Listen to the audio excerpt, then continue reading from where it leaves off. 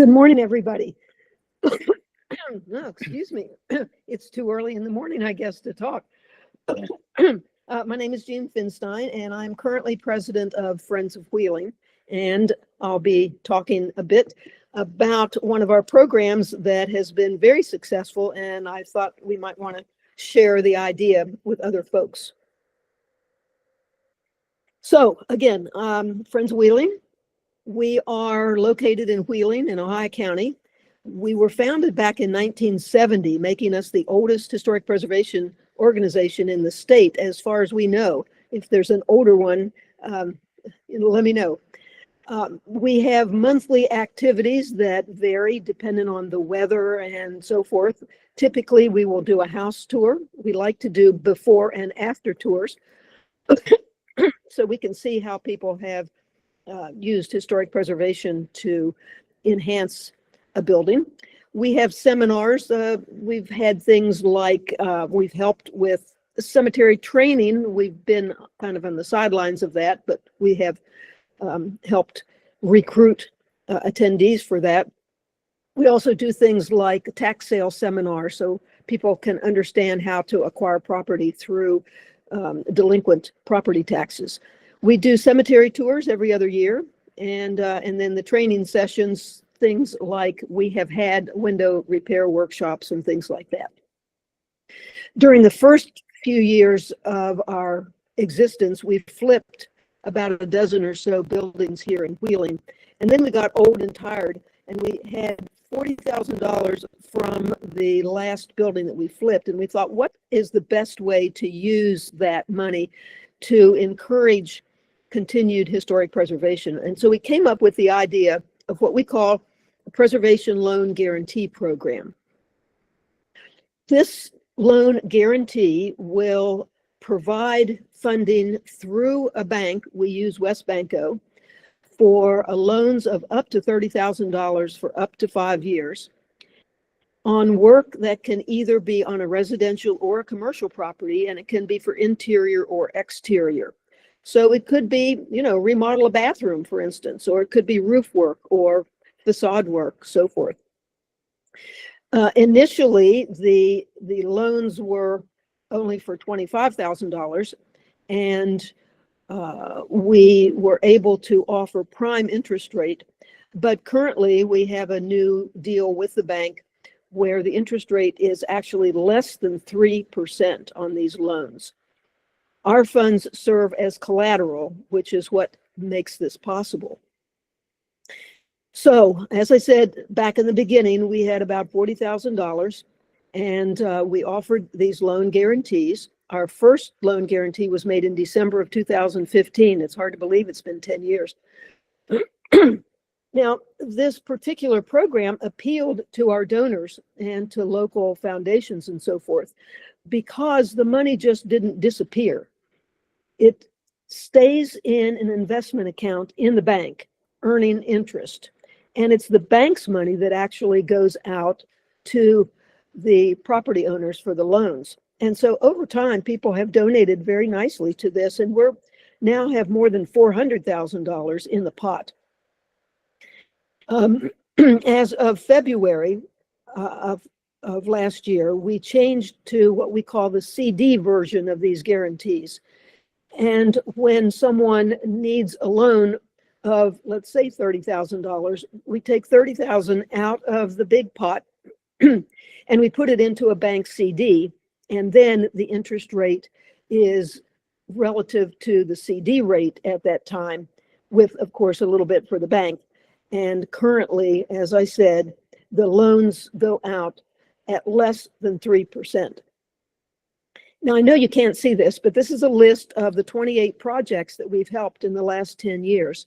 And realistically, there's no way that we could have flipped that many houses in the 10-year time period. You'll see some of these are grayed out, and those are ones that have already been repaid. The total savings of what the borrower pays versus what they would have paid with a traditional loan, total savings is $158,000. And so it's an average of more than $5,000 that each property owner saves in interest through this program. The yellow highlighted is the only default that we have had. And it was a strange situation where a developer overextended to the point where he was doing illegal things, and he is now in prison, and I doubt that we'll get that money back. He's still owed, let's say, 16,000, something like that. But that's the only default that we have had over the time period. So the way it works, someone comes to us and says, gee, I need to put a new roof on the building, or I need work on the inside, or whatever. And they come to us with their idea. And of course, we make sure that the idea is appropriate to the house. We're not going to pay for aluminum siding to be added to an antebellum house, for instance. So it's a very simple project, a very simple part of the sequence, where we visit with the person, we see what their idea is, then we call the bank and say, so-and-so has been approved by us for a loan of, and usually it's the maximum $30,000. Then the bank requires the potential borrower to submit the typical financial information that they would if they were doing a traditional loan. So the bank is checking on the credit rating and so forth. We have no idea what that is. And then if the bank approves, then the money is available immediately for that person. We have no deadlines. It's not, on a quarterly basis or whatever. It's first come, first serve, as long as our money lasts. And so far, we have been able to provide these loan guarantees to almost everyone who has applied. We had 2 people over the 10 years whose credit rating was apparently so bad that the bank did not feel comfortable with the loan. And so we had to deny that one. We had 1 person whose credit rating was very questionable, but we happened to know this person, and we knew the story behind that person's particular financial situation, and we were confident that that person would be able to pay back the loan, and so we went ahead and worked with the bank to get that approval, and it has worked out just fine. So here are some sample projects that we've done. The upper left is a small antebellum house in North Wheeling. This is actually the second time that this person has used our loan guarantee program. We require that a first loan be paid off before a second one is arranged. And so this person had roof work done first, and then on the backside, which you can't see, the entire brick facade needed to be repointed and repaired and so forth. The second blue one was mostly an interior job to turn this little townhouse into a functioning residence. The third one is a downtown project. It's interior and exterior, and that one is still ongoing. The upper right is a church that needed help with a roof. And of course, our $30,000 was not enough to pay for the whole roof work, but it was enough so that the church could afford the loan payment on the entire need for the entire roof. Bottom left is an East Wheeling house. The prior owner applied for money. This is Betsy Sweeney's house. You may know Betsy. The prior owner had applied for a loan to do gutter and roof work, but then got an out-of-town job and sold the property to Betsy. So we were able to transfer our guarantee. The bank, of course, was involved to make that work for Betsy. The bottom one, the gray building, was a facade project in Center Wheeling. It's a very well-known little restaurant, Sarah's on Main. The gray house needed a new roof, and the large brick apartment building needed exterior work and roof work, and I believe interior work as well. So those are just a few of the 28. Let me do a couple real feel-good stories. The building on the left is a house in an upscale Wheeling neighborhood. The owner a few years ago was a gentleman who lived in Moundsville. If you don't know Wheeling area, that's half an hour or so from Wheeling. He was a hoarder. He didn't live in this house. He used this house to store his hoard. He had a niece who lives in the Philadelphia area who would come and visit him every summer and would help him clean out the hoard, and they'd have a sale, and he'd get rid of a whole lot of stuff. And then they'd come back the next summer and it was full again. And quite often it was some of the same stuff that he had just sold and then had bought back. It developed a roof leak. No one was living there. And so it was a serious problem that had to be dealt with, even though the niece wasn't living in Wheeling and the owner wasn't living in town. And so the niece and her husband took on the cost of repairing the roof right about the time we were setting up this program. And so they actually told me that they maxed out 2 credit cards to do the roof replacement.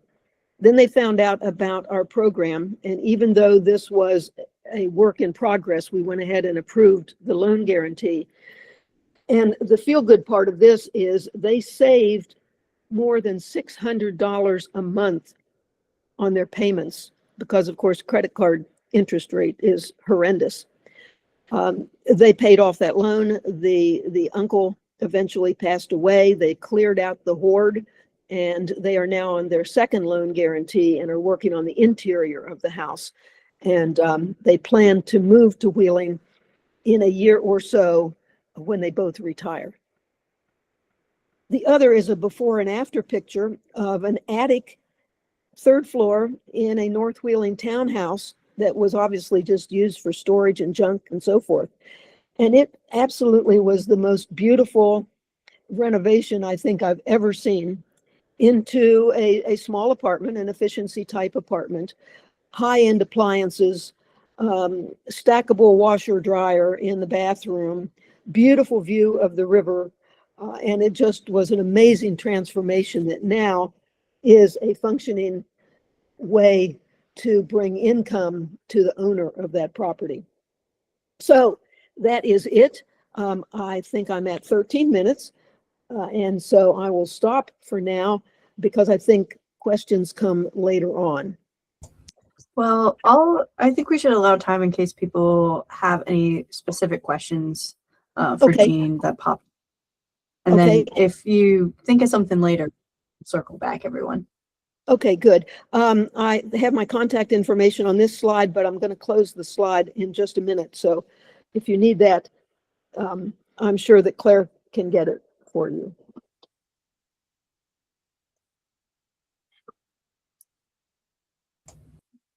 Yeah, Elizabeth, go ahead. I guess I was wondering if you could speak to any challenges that you faced in getting your partnership with the bank up and running. This seems like a really unique program. And did you have contacts with the bank beforehand, or were they just sold? No, we didn't. We actually went in cold and made the pitch for this. The bank was very cooperative. They of course keep track of the payments, and periodically we ask them for a rundown of where we are, who's paid off, and so forth, and they send that to us. But we really didn't have any problems, and actually they're losing money, $158,000. But on the other hand, I doubt that all of those projects would have taken place if it weren't for the low interest. So it's kind of a trade-off. Jean, this is Skip Deegans in Lewisburg. Does the bank take any kind of security interest in the property? No, but we do. We ask them to sign off basically so that we have a lien on this, and we require that if they sell the property before the loan is paid off, that we are paid back completely.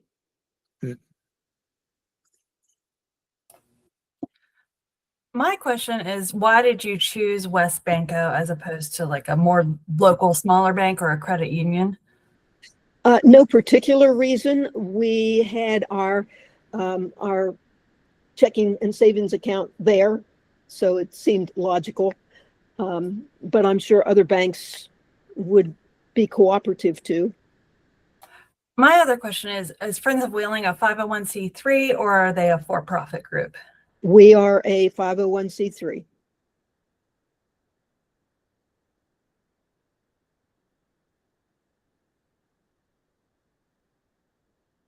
Okay, we're really pleased with what has occurred because of this. And again, our initial $40,000 basically has helped to support 28 projects in the last 10 years. So we think that's good bang for your buck. All right, thank you, Jean. We'll now move on to Elizabeth.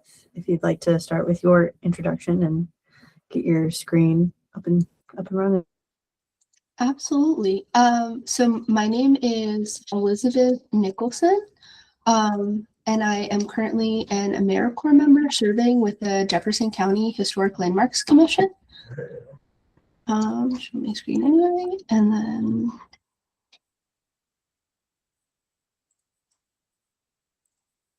okay, can you all see this?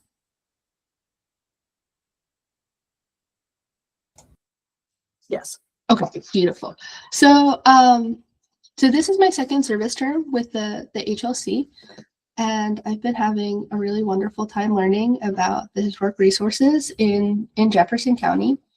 I thought that a good first step would be to kind of situate Jefferson County in the state.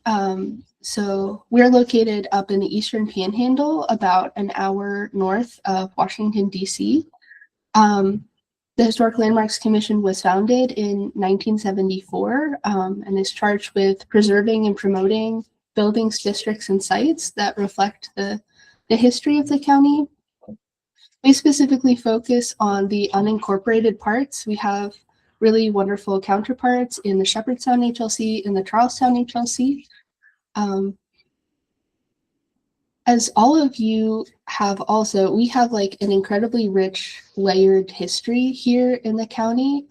There are a number of really kind of nationally important instances that happened here, John Brown's raid and the miners' treason trials.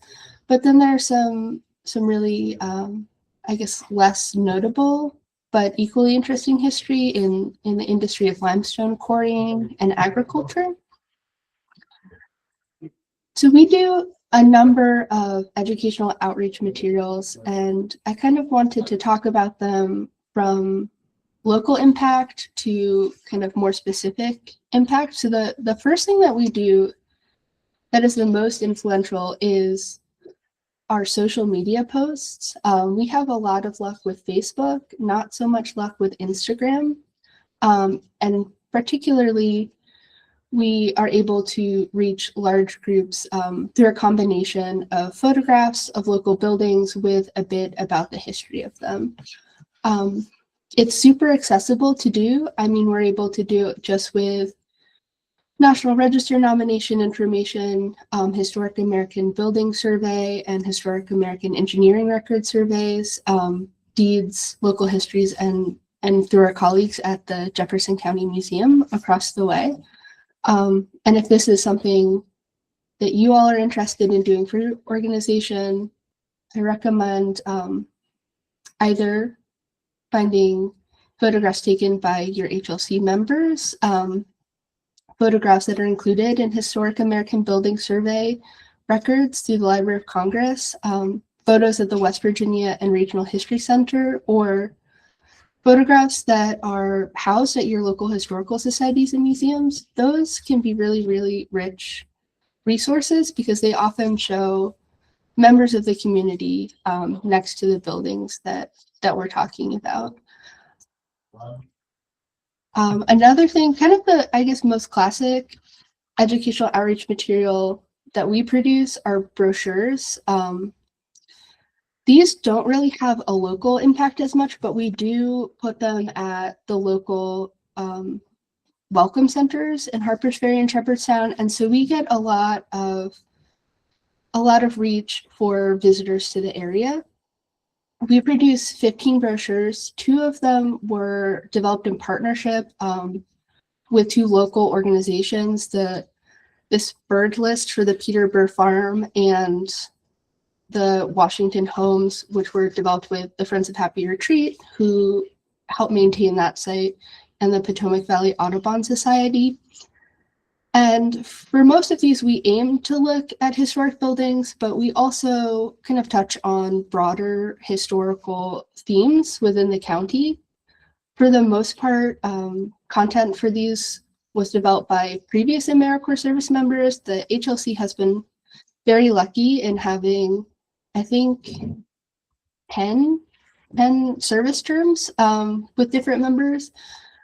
And our layout was generally completed by a graphic designer, but to create a brochure in Canva using your own research would be very easy to do. The hardest thing about producing the brochures is funding for the digital printing. You can always have a digital copy available on your website, but I wanted to share some funding sources that we have had great success with. So our Convention and Visitors Bureau in the county has split the cost 50-50 for a number of years.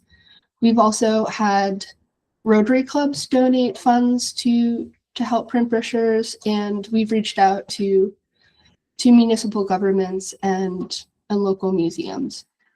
So there are potential sources beyond your own base funds to create something like this. So on the next slide, I just have a few more of the brochures that we've produced. They're generally 6 to 8 pages in length. And as you can see, they talk about specific historic resources like the Morgan's Grove Historic District, but then they also talk about events that started here in Jefferson County but moved beyond the county and the state, like the BLM March. Another thing that we've been trying to deepen our kind of reach with is educational outreach. So we started tabling at events, both to answer questions about the organization itself, because people often don't have a clear understanding about what the Historic Landmarks Commission does or how we might be able to help them with their properties, but also about historic resources within the county. For a good number of years, we've provided programs about historic textile production for all 4th grade classrooms in the county. We're starting to do more community-based programs that tie into the 3 properties that we own. So coming up this spring, we're hosting a plein air painting program at the Peter Burr House, coupled with an interpretive program about the house's the house's architecture and the history of it. And then whenever we're approached, because there is an AmeriCorps member here, we do have the capacity to offer field trips to individuals who reach out to us. And then coming up in May, we're also providing a workshop on cemetery preservation at the Preservation Alliance of West Virginia conference in Berkeley Springs.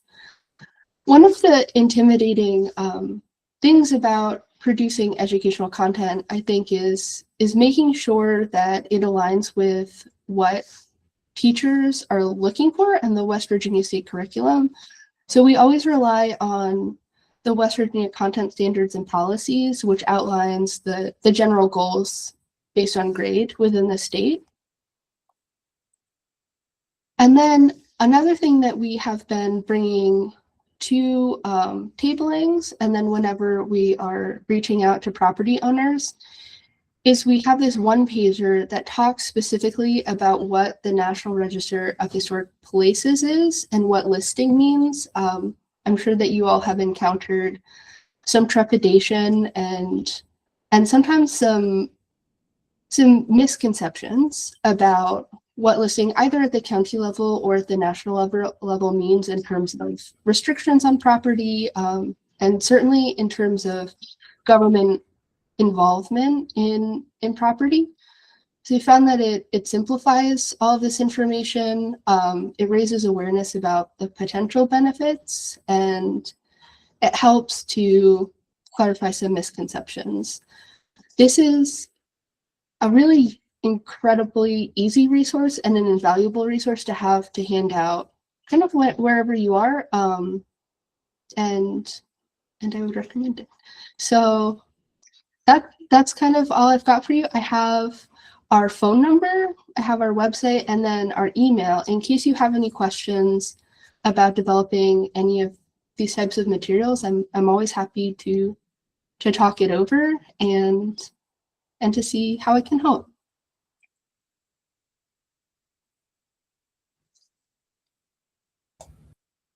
Thank you, Elizabeth. Does anybody have questions in particular that came up right away? Quick Okay. question.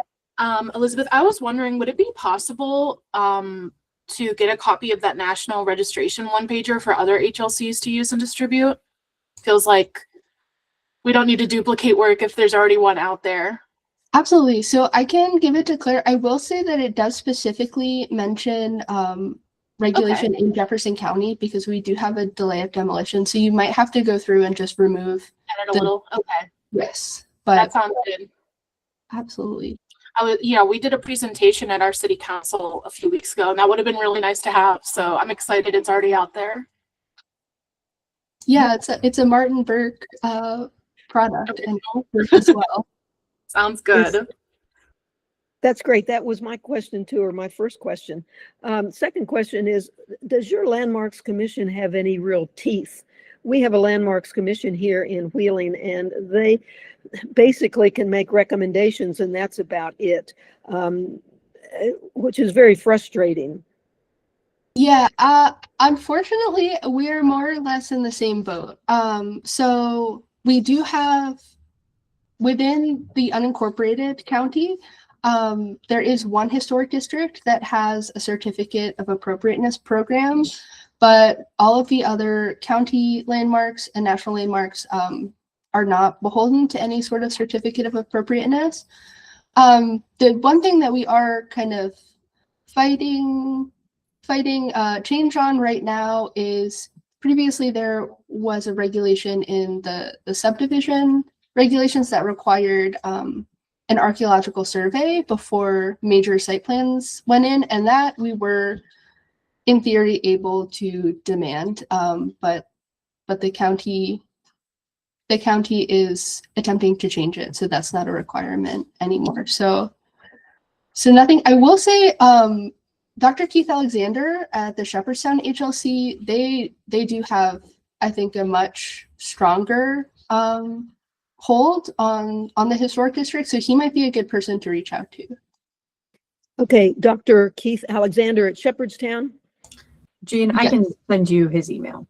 Okay, all right, that would be great. Yeah, we had a situation, we have three design review districts, we call them, and they require the person who's doing anything on the facade, on the front of the visible part of the building, to go before the Landmarks Commission for a certificate of appropriateness. But just recently, for instance, somebody did something that they weren't supposed to do, did not bother going through the Landmarks Commission, and did not even get a work permit to do the work. And so the only thing that happened is that the city put a $100 fine on them. So, yeah. Okay, thank you. So yeah, this is Keith from the Shepherdstown Landmarks Commission. Elizabeth, I wanted more to comment than anything else. I just wanted to say, keep up the wonderful work on the social media, all those posts, those brochures. These are things that lift all boats, and they help us in Shepherdstown as well as elsewhere throughout the county. So we love them. And Jean, unfortunately, we have similar problems in Shepherdstown with homeowners going ahead and not knowing about or they say they don't know about the regulations, and then we're often confronted with fait accomplis in terms of changes. But we try. So Yeah, well, the city's good, and they require this if the person has gone in for a building permit. But Right. the person didn't bother doing a building permit. Right. And now we're having a hard time to get the work, unsightly work, undone. Right. Yeah. And we've gotten a grant through the SHPO actually, and working with Claire on it to develop really educational materials for especially for new homeowners, real estate agents, and so on, to educate them about the fact that you do need a certificate of appropriateness for a lot of things. So anyway, That would be that's- great. That would Yeah. be great. This was a landlord tenant situation. So, Gotcha. Yeah. but it was the landlord that did the work, not the tenant. So he should have known, and $100 fine was nothing. Doesn't do anything. Right. Yeah. Right. Okay. Thank you. Thank you. And yes, when that informational brochure is done, you said, Claire, you're working on that? I am overseeing the grant. So Okay. the brochure that's being put together is going to be Shepherdstown specific, but we can share Yeah. it with you as like a template. Sure. Great. or Okay. as an Thank you. example. All right. Then Keith, I won't bother contacting you if you've got the same problems we do. Always great to hear from you, but no problem. Thank you. Yeah. Okay. Yeah.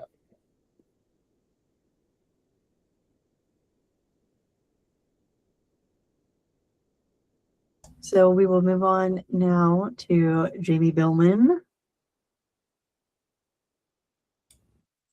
Hi, everyone. Are you gonna share the document, Claire, or should I?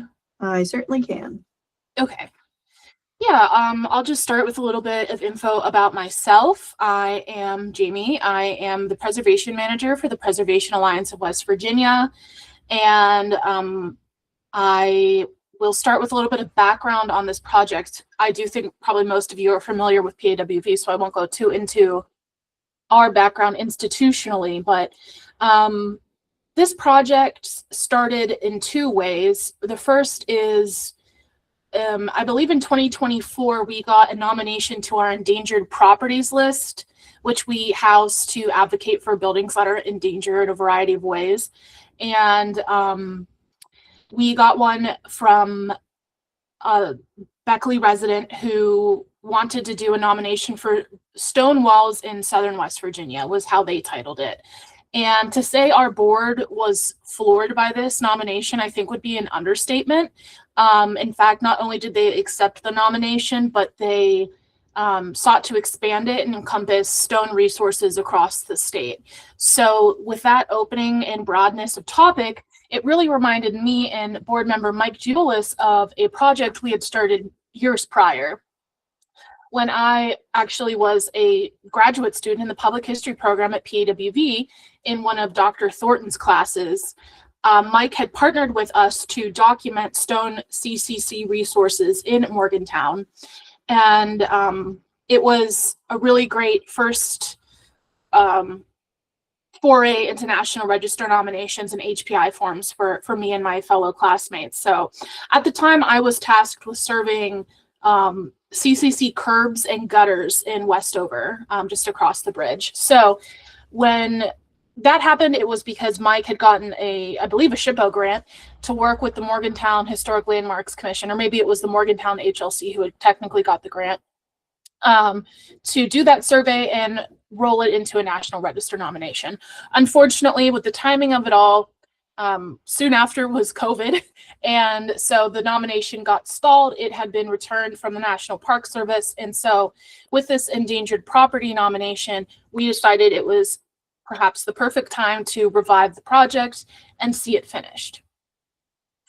So how that looked for me on my end is I revised the nomination. It had originally been written to encompass walls, gutters, and bridge supports, which the NPS felt was a little too broad and would be hard to make the case specifically for gutters for the historic significance. So with that in mind, we narrowed it to just encompass these walls. And one thing PAWB really likes to do is also have some educational material surrounding our products. So when we submitted the National Register and it was accepted, we immediately started working on this field guide, which we're going to go over today. This is all more or less based on the information we compiled for the National Register nomination. So we used the Morgantown or Morgan District as a case study, but we wanted it to be all encompassing to masonry across the state. What this does, I think, best is help you identify New Deal masonry. And in doing so, it helps you also identify what is older, what is newer. So you get a good idea of what you're looking at, whether it's New Deal masonry or not. Just quickly, I'll go over the goals for this field guide specifically. Were, of course, increased awareness about these resources since they were on our endangered properties list, but also because they are significant historically, along with advocacy for them to make cities understand the resources they have in their area and help people identify them. I think it also helps to understand the history of these important resources and understand the materiality of them, so that you might even be able to endeavor to help repair them if needed. So if you want to scroll down a little bit, Claire, we'll go over what this guide looks like. This is just the table of contents. I think we can just keep going and we'll go over things page by page. I started with a introduction to the New Deal. I know probably everyone on this call doesn't need this part of the resource, but there are lots of people that come to us without some of the historical background that would find it I think helpful to contextualize why these were created. If you could scroll down a little for me, please. So this is just a continuation of that goes in specifically to what happened in Morgantown. So on this, we can see that, and this is pretty common for a town of Morgantown size, but we saw, almost 10,000 cubic yards of stone and concrete walls created, almost 3,500 feet of stone curbing, almost 20,000 cubic yards of stone gutters. They were doing so much production at the time, which helped drastically change how we ingress and egress from towns like Morgantown. So a lot of the next pages are based on what was published and called Arthur's Guide. This was published during the CCC era and was a guide to outline how New Deal masonry projects should be built. It, in some cases, is very specific on how things should be done, and in some cases is not very specific. So we see a bit of variation in how these walls end up looking.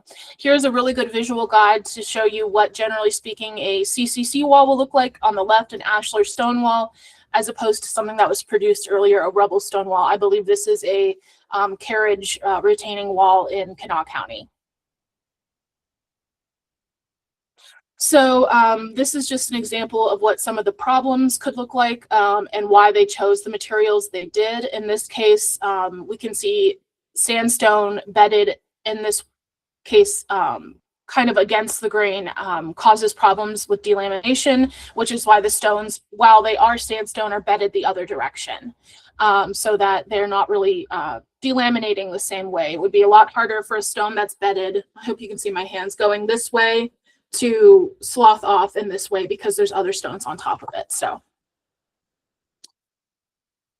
here we have just some basic introduction to terminology when we're talking about these walls. We can see what a capstone is, and the rows are referred to as courses that have joints. So this is a really good example of a modified Flemish bond, which ends up being the most common type of joint and stacking method we see in CCC walls.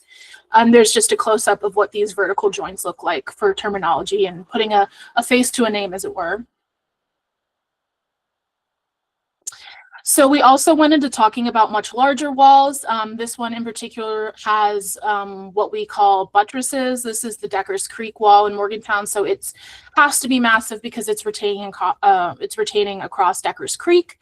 And we can see that despite its age, the mortar is in really good shape. The stones are in really good shape, just a little dirty, which we expect after, you know, what is ultimately 80 or more years of being there. And that this one, some of the stones towards the bottom look a bit smoother than they might otherwise because of erosion from the river, but they're still structurally sound. And here we have just a discussion about materiality in the National Register nomination. This is a photo of the creation of the Richwood Street wall. This is a really fun photo because a lot, and specifically the case with Morgantown, these walls were created with obviously out of work, you know, masons, but also they were being taught, people who didn't come in with masonry skills, by a famous set of brothers called the Pietro brothers, who were Italian stonemasons that came from Italy. And when we started this National Register nomination, it was really interesting to find which brother was the one kind of doing what, because, you know, the point of New Deal programs was to employ out of work people. But the Pietro construction company actually was functional. It didn't go defunct during the New Deal era. So how can these brothers be working and having a business, you know? And it was really interesting to go into some of that. And we found that one of the brothers more or less quit the job, unemployed himself, so that he could become a foreman and an educator for CCC boys and for New Deal boys. So that was Tony Pietro. He ended up, he was the supervisor on the Richwood wall. And I know it's hard to see in this photo, but at the top of the wall, they're repaving. And so his brother, who kept the job running, is paving at the same time he's supervising, which is really fun coincidence. This just goes into some other features you can use to help identify certain elements of the wall. We go into capstones, which could have been made of the same stone and were usually longer pieces of stone, or you could also do a concrete slurry. In this case, I believe this photo is a modern replacement, just to make that sidewalk a little more accessible for people. This goes into the bond pattern, as I mentioned. This is a traditional Flemish bond pattern, and we end up seeing that most times across the state, not just in Morgantown, we use a modified Flemish bond pattern. So if you scroll down just a little bit further, we can see that's what this looks like approximately. There are smaller stones. Widthwise are headers, and then the longer ones are stretchers. And so in the modified pattern, it's not stretcher, header, stretcher. It can be header, stretcher, stretcher, stretcher, header, or whatever they decided to do on a random day. I just included some other bond patterns that you could potentially see, since it wasn't specified in Arthur's guide what pattern was used. This goes into joints. We did find that in a majority of our walls, there's a raised rough edge joint. In this case, it includes particulates from river and sand. It's not human crushed. Most likely this sand was coming from Decker's Creek. And by the way, most of the stones were locally quarried as well, not just in Morgantown, but in stones across the state. I mean, in walls across the state. It was just more cost effective to use a local stone than to outsource. So here we have some more historic photos to go into buttresses. I kind of already discussed that. We don't need to stick around here too much. I think a really important identification piece is a cartouche, which is a carved stone that shows a date and perhaps a program that it was created by. So in this case, we see that the FARA cartouche is dated 1934 and the WPA cartouche is dated 1936. The FARA cartouche is from Morgantown. The WPA cartouche, I believe, is from Ravenswood. And a plaque can also be really helpful. These weren't always added when the wall was created, but have added since. For instance, we see a housing plaque in Mount Hope, West Virginia, and a plaque for a retaining wall in Thomas, West Virginia. These are very helpful, of course, with identifying organization and date. So that's just my conclusion. It has my number and it has our email further down, as well as some thank yous for people who helped me out along this: Mike Juelis, Cody Straley, Dr. Jennifer Thornton, and some of the AmeriCorps members who helped me out along the way as well. It was very helpful to get them to do research in Morgantown while I wasn't there. But we can have Claire distribute this as requested, and also it is accessible on the PAWV website under our resources tab.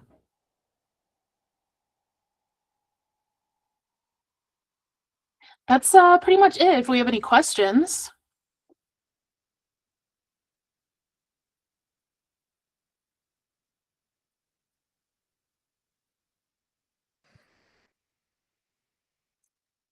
This is Jane from Wheeling.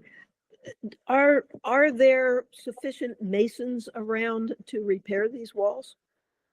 Yeah, I think there are a few across the state that you can access on the PAWV consulting and contractors list, but one that comes to mind almost immediately is Josh Adamo down in the Lewisburg area. But there are several in the northern part of the state as well. Smith Brothers, for instance, is qualified to do this type of masonry in the Wheeling area.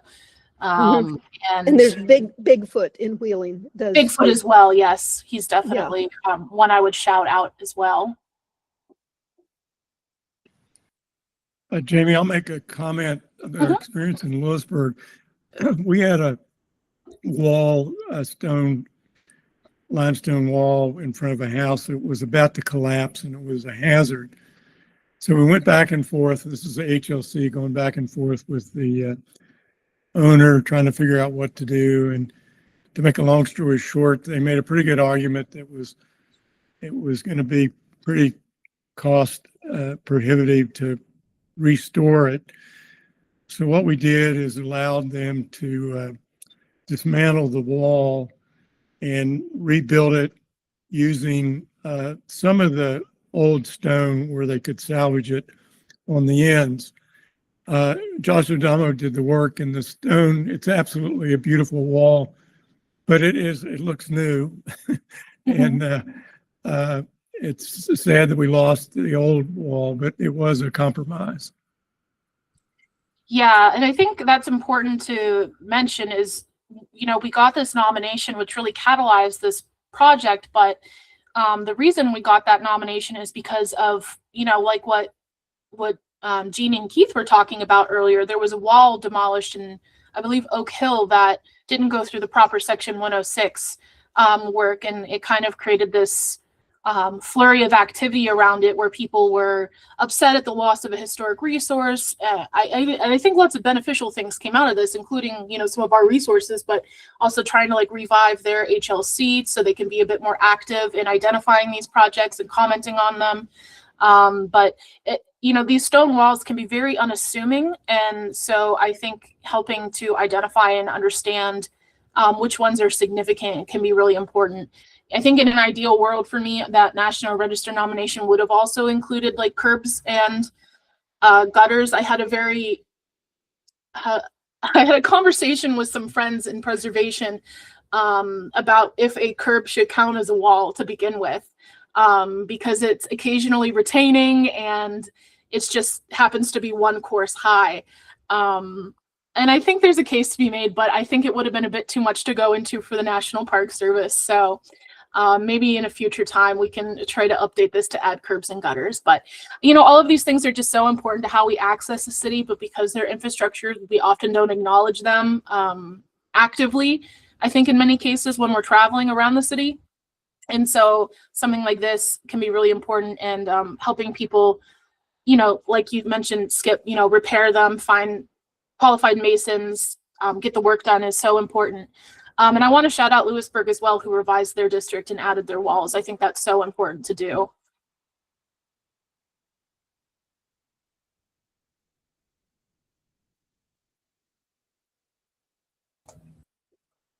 All right, thank you, Jamie. Of course. I'll open up if anybody had any additional questions for any of our panelists.